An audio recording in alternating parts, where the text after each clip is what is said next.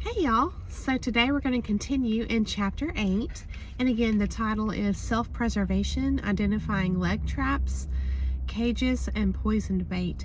And last time in the first video for this chapter, we read through the story, The Red Shoes.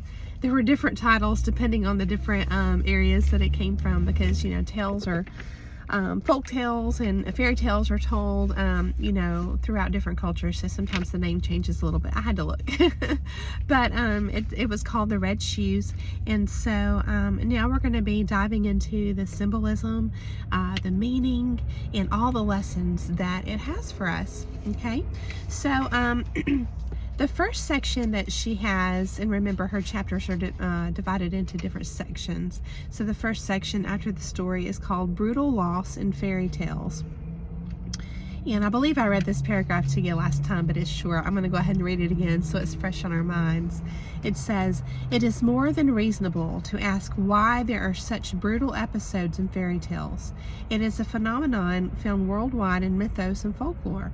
The gruesome conclusion to this tale is typical of fairy tale endings, wherein the spiritual protagonist is unable to complete an attempted transformation.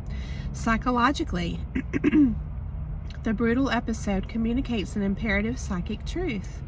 This truth is so urgent and yet so easy to disregard by saying, oh, I do understand, and then to go trapseeing off to one's doom anyway, that we are unlikely to heed the alarm if it is stated in lesser terms."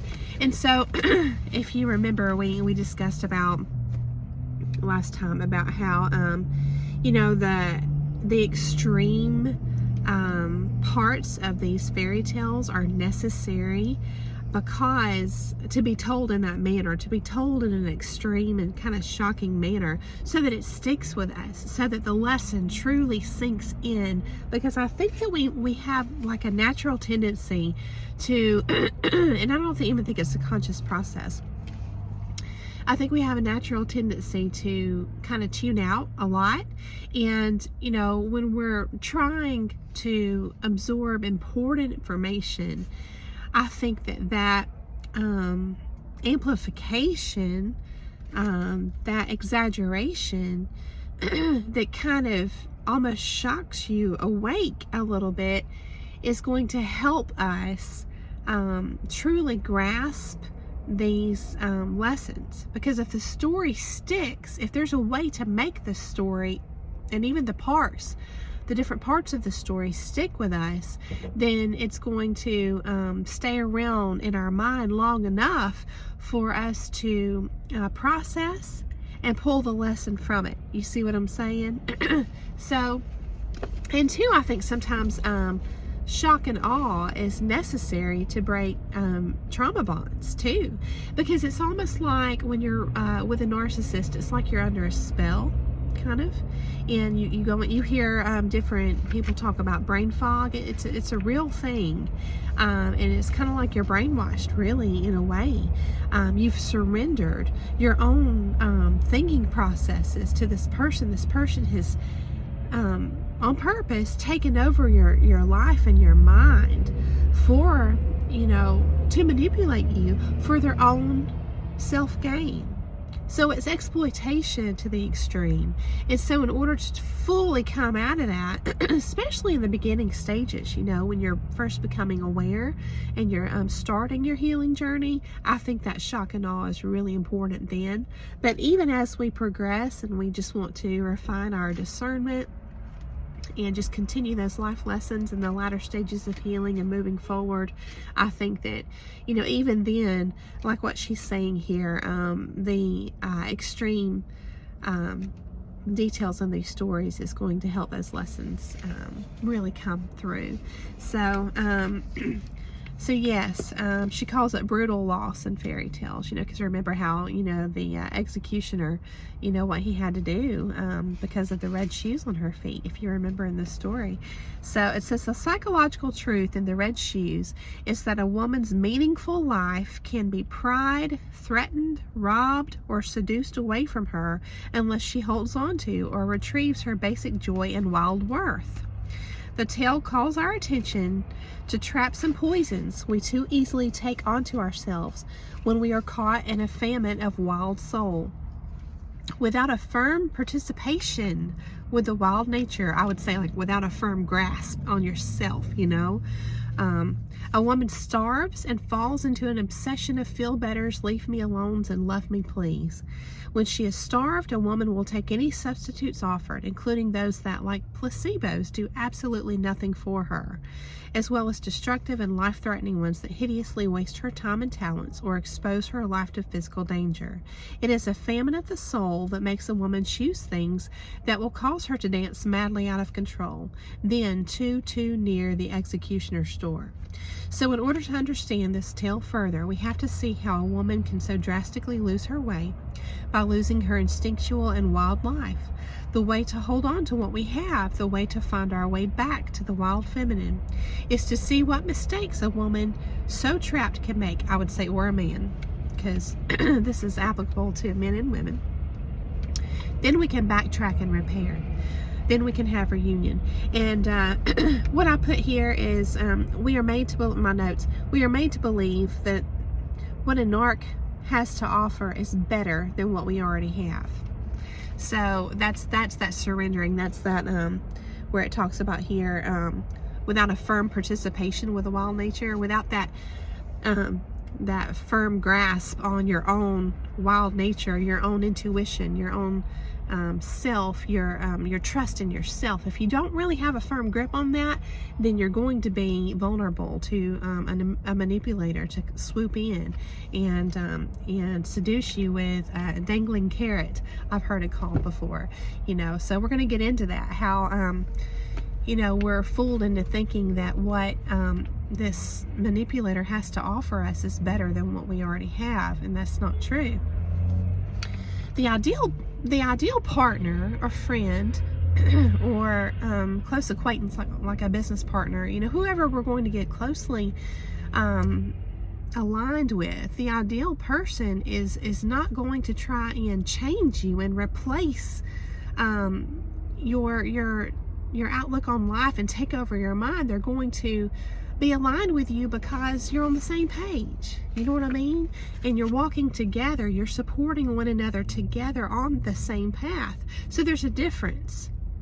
And but these manipulators who do all of this exploitation for selfish gain, they're so slick with it that sometimes you don't even realize you're surrendering your authority on your own sovereignty, like a soul sovereignty. It's they're very slick with it. So I'm going to read a lot of this section to you because it was so rich. It says, as we shall see, the loss of the handmade red shoes represents the loss of a woman's self-designed life and passionate vitality. Because remember, her red shoes she just made them from scraps of fabric, but she loved them so much, and they were hers, and she made them. They were special to her, even though, to outsiders they may have looked, ridiculous. And remember, the woman that adopted her, when she asked, she got brand new, expensive, nice clothes or whatever, and shoes, she says, well, what happened to my old outfit and my old shoes that I made? And the woman was like, they were dirty, I just threw them in the fire, remember? And it was heartbreaking to the girl because they were special to her. So all of her handmade things were symbolic of what we do for ourselves, and other people are not going to value that. And I view this, sometimes you can think of it like your pearls, don't cast your pearls out there in the world like the Bible says, before the swine, because other people are not going to value those personal things that you hold near and dear to your heart the way you do. They're just not going to do it unless they're meant to walk the path with you. If it's a person meant to walk the path with you close, someone you let, close in your inner circle, well, then they're going to value your pearls because they value you, And what a narcissist does is they do value your pearls, but they fool you into thinking that, you're contributions in life, anything you have to offer is subpar, and then you're going to see over time how they just kind of morph into you and take credit for things you've done, and it's kind of like they value all this within you so much that they want to take over and become that, and because they're empty. They're just looking to take from others, essentially. So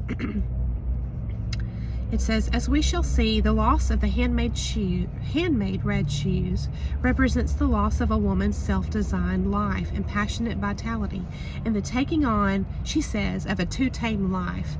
And remember, this book hasn't specifically called out narcissism, so I wouldn't call this too-tame life, as we're examining all this through the lens of coming out of narcissistic abuse. I would replace that. Instead of too-tame life, I would say the taking on of being entrapped, of being fooled, of being taken advantage of. That kind of life. A life of being manipulated. This eventually leads to loss of accurate perception, which leads to excess, which leads to loss of the feet, the platform on which we stand, our basis, a deep part of our instinctual nature that supports our freedom. So it's like we lose that foundation. We lose we lose our footing. We're no longer grounded. We're just caught up in that brain fog to the point that we've lost that grasp on that on our inner guiding light, on our gut. We've lost it, which makes us perfect at that point. We've been now conditioned. We've been what's it called? We've been I can't think. We've been conditioned basically at this point to accept the manipulation at this point, because we've lost that footing. So it says the red shoes shows us how a deterioration begins and what state we come to if we make no intervention in our own wildish behalf.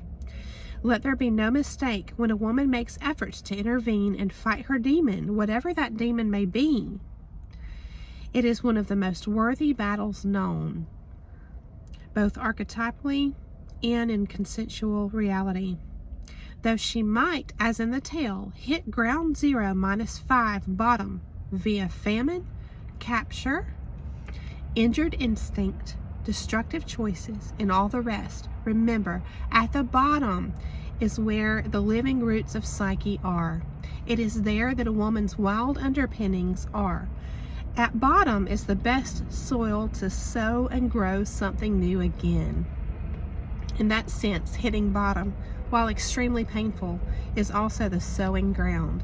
So that's that encouragement that, in the life-death life cycle, that life comes again. So, yeah, you're gonna hit ground zero. You're gonna hit the bottom, but that's the perfect place to build a foundation for a beautiful new life.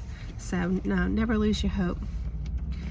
Though we would never wish the poisonous red shoes and the subsequent decrease of life onto others, ourselves or others, there is in its fiery and destructive center a something that fuses fierceness to wisdom in the woman who has danced the cursed dance, who has lost herself and her creative life, who has driven herself to hell in a cheap or expensive handbasket, and yet who has somehow held on to a word, a thought, an idea, until she could escape her demon through a crack in time and live to tell about it.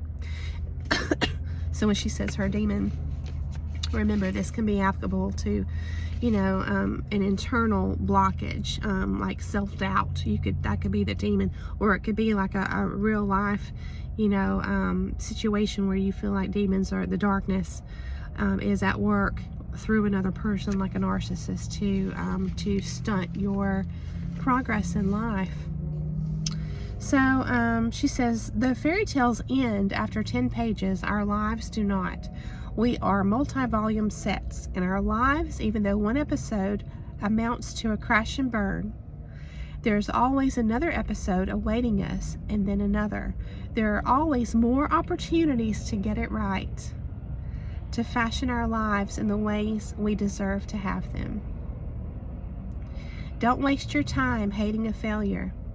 Failure is a greater teacher than success. Listen, learn, go on.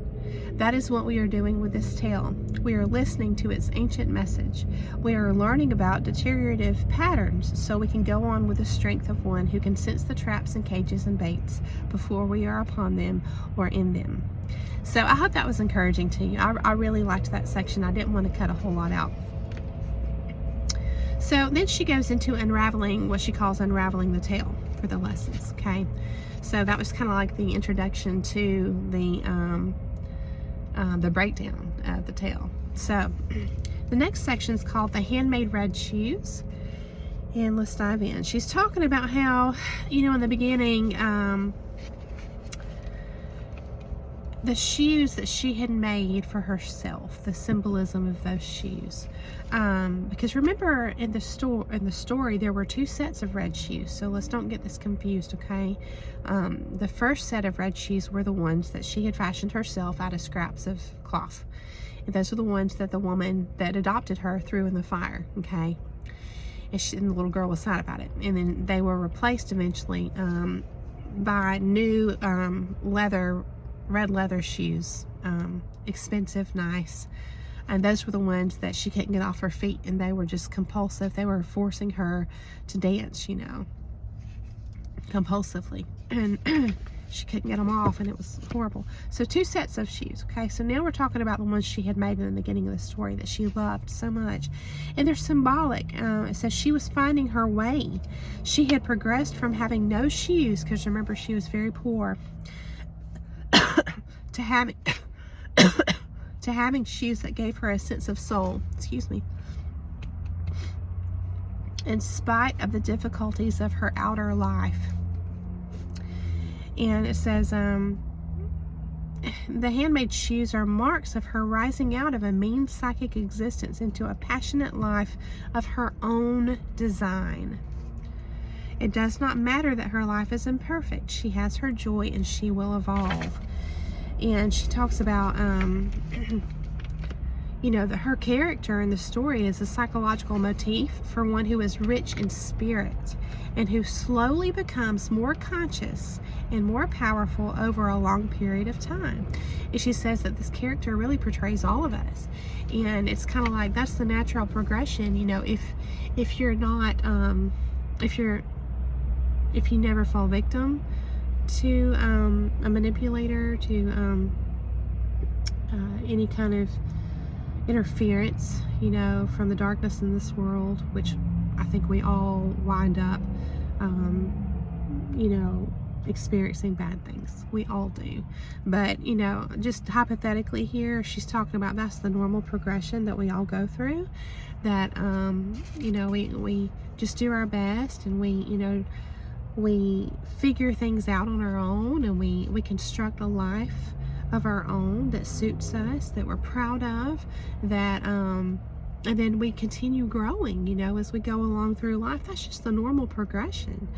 And then what happens was she got derailed, and that's what happens with us too, So she goes into the symbolism of shoes, basically. She says, this version of the tale comes from the cold north countries where shoes are understood as instruments of survival. The symbol of shoes can be understood as a psychological metaphor. They protect and defend what we stand on, our feet. In archetypal symbolism, feet represent mobility and freedom. In that sense, to have shoes to cover the feet is to have the conviction of our beliefs and the wherewithal to act on them. Without psychic shoes, a woman is unable to negotiate inner or outer environs that require acuity, sense, caution, and toughness. So that's that alignment with your gut, your intuition. That's what that is. It says red is the color of life and of sacrifice. So now she's going into the symbolism of the color, right? It says, let's see here. Problems arise when there is too much sacrifice, because she talks about red symbolizing sacrifice. Okay, problems arise when there is much sacrifice, but no life forthcoming from it all. That's the important part, because a narcissistic entanglement is one where it's one-sided. You're giving and giving and giving. They're taking, and even sometimes it's confusing because it can seem like they're giving, but really it's empty giving. And maybe I'll list some examples down in the description, but they can sometimes fool you into thinking that they're pulling their weight or doing their part. But when you look closer, you realize that it's all smoke and mirrors. And so, and you realize how much you really have been carrying. The load has been so uneven, and it has not, the important things in the relationship have not been reciprocated. It has been a one-sided relationship. So I'm going to read that sentence again. Problems arise when there is much sacrifice, but no life forthcoming from it all. Then red is the color of blood loss rather than blood life. This is exactly what occurs in the tale. One sort of vibrant and beloved red is lost when the child's handmade red shoes are burned. This sets up a yearning, an obsession, and finally an addiction to the other kind of red, the one of fast-breaking, cheap thrills, sex without soul, the one that leads to a life without meaning. And I would say that someone who, my note says, narcs stay here. And that's the choice, because, you know, again, we all face trials and hard things, but it's a choice in how we respond to them, how we handle them. And a narcissist is, you know, when it may be early in their life even, you know, there's different ideas and theories on what causes narcissism. I've even heard some people say that they think it's genetic, that whole nature versus nurture argument. But so I don't really know that we really know, but at some point a person has a choice in how they're going to respond to the hard things in life. And a narcissist is going to stay stuck in this kind of lifestyle right here. You know, cheap thrills, addictions, sex without soul, a life without meaning. And that's why, you know, they're often referred to as empty shells, and it's sad. But feeling sad and sorry for them is a trap. It is a sad situation. It's a sad existence. But you don't have to feel sorry for them, because it is a choice. We all have a choice. And that's just something to keep in mind. So it says, also, all aspects of the fairy tale are components of a single woman's psyche. So remember, the lessons can be kind of dual. It can be all internal processes here, the symbolism in the story as we go through all this, and it can also be applicable to relationships, and specifically narcissistic relationships and entanglements. It says, if well enough could only be left alone, this situation would progress nicely for the creative self. Because remember, she had made those shoes. In the tale, the child is delighted by her handiwork. The fact that she could manage it, the fact that she had the patience to search and gather, to design, to piece and fit, to make her ideas manifest. And it talks about, you know, even if the shoes were crude, she may make more and more and get better as she makes additional pairs of shoes throughout time as she learns her craft. It says she will make another pair of red shoes and another until they're not so crude. She will progress. But even beyond her wondrous display of ingenuity and thriving in difficult circumstances, the shining fact for her is that these shoes she has made cause her enormous joy, and joy is her life's blood, spirit, food, and soul life all in one. And then what happens is a manipulator sees, you know, what you're doing in life, and a lot of times they're jealous of that. And remember, they're empty. And so they see, you know, something good in you, possibly and likely many things good in you, and they want that. And so they make you feel like you need them. They have to bring you down, make you feel like there's something you need that they have, and then that's their doorway to come in and try to take over your life. And still, even those qualities, beautiful qualities that you have, they just take and take deep, meaningful things, you know. It says, but in the story, as fate would have it, one day, in direct opposition to the simple red shoes pieced from scraps, the simple joy for life, along comes a gilded carriage, creaking and rolling into the child's life. And so then she goes into the traps, okay? So she's going to break down, trap number 1 is next, the gilded carriage, the devalued life is what she calls it. And that's exactly related to a narcissist and how they, what happens when they enter our life. So I'm already at 25 minutes, and I have a feeling this chapter is going to take several videos because it's so rich, and that's okay. I want us to take our time with it and really absorb everything, and I hope that you're enjoying this, because I am. I thank you guys for walking along the path with me, and I just hope you're excited about it, and I hope you're having a beautiful day, and I will see you very, very soon. Take care.